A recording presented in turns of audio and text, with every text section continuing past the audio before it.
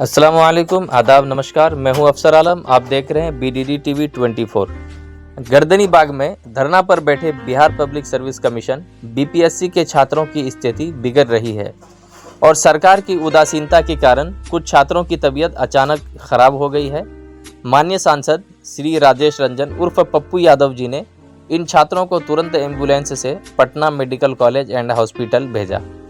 इस स्थिति पर पप्पू यादव जी ने कहा है कि ये बेहद दुर्भाग्यपूर्ण है कि जब हमारे देश के होनहार युवा ठिठुरती सर्दी में न्याय की गुहार लगा रहे हैं, तब सरकार प्रगति यात्रा के नाम पर सिर्फ प्रचार कर रही है। उन्होंने सवाल उठाया है कि यह प्रगति यात्रा किसकी है? ये प्रगति किसकी है? क्या ये उन युवाओं की है जो अपने अधिकारों के लिए संघर्ष कर रहे हैं, या उनकी जो जनता की समस्याओं को अनदेखा करके बेतिया और अन्य जगहों पर घूम रहे हैं? इस मामले में सरकार को तुरंत इन छात्रों की मांगों पर ध्यान देने और उनकी समस्याओं का समाधान करने की आवश्यकता है, ताकि कोई और युवा ऐसी जो सजेस्ट किया गया ना करे। और वही क्वेश्चन लगातार आप एग्जामिनेशन में भी लाते हैं कि इसमें से BPSC ही चोर तो अब बड़ा है, लेकिन BPSC को कंडक्ट कौन करती है? व्यवस्था सरकार कंडक्ट करती है। BPSC चेयरमैन बनाता कौन है? एक तो रिटायरमेंट करने वाला चेयरमैन को भी बना दिया जाता और जिस पर निगरानी होता उसको बना दिया जाता। तो सरकार क्यों चुप है? एक तो सबसे बड़ा सवाल ये है।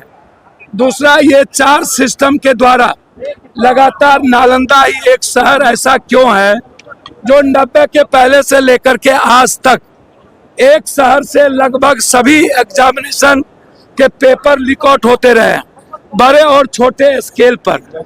अब यदि आप कहते हैं कि हम दूसरे नॉर्मलाइजेशन में इन्होंने कहा कि हम नॉर्मलाइजेशन जैसे मुद्दे मेरे विचार में नहीं है, जबकि आप जब एग्जाम लिए तो क्वेश्चन 2 प्रकार के थे बिल्कुल रूप से।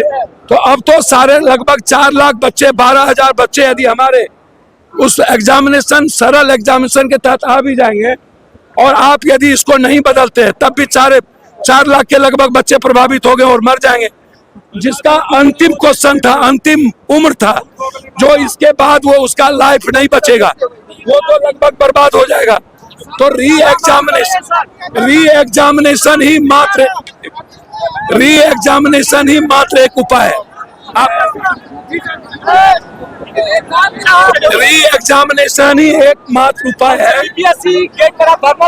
सरकार को चाहिए री एग्जामिनेशन। यदि सरकार, हमारे बच्चों का सबसे बड़ा देश का मुद्दा है पेपर लीक आउट, और इसमें सरकार का सिस्टम, सरकार के कुछ लोग, BPSC, कोचिंग और माफिया सबकी मिलीभगत होती है। 4 सिस्टम मिलकर के इस देश के युवाओं के भविष्य और जिंदगी के साथ खिलवाड़ करती रही है। ये क्वेश्चन पेपर लीक आउट कब बंद होगा? CCTV फुटेज को सामने लाइए। 12,000 बच्चे का एग्जामिनेशन यदि कैंसिल हुआ तो सभी बच्चों का एग्जामिनेशन को कैंसिल करिए और उसके बाद नए क्वेश्चनर के द्वारा एग्जाम लीजिए।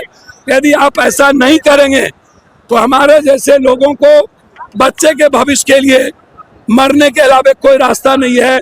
जरूरत पड़ेगी, यदि गवर्नमेंट ने कोई निर्णय नहीं लिया तो हम BPSC गेट के आगे हम भूख हड़ताल पर बैठे।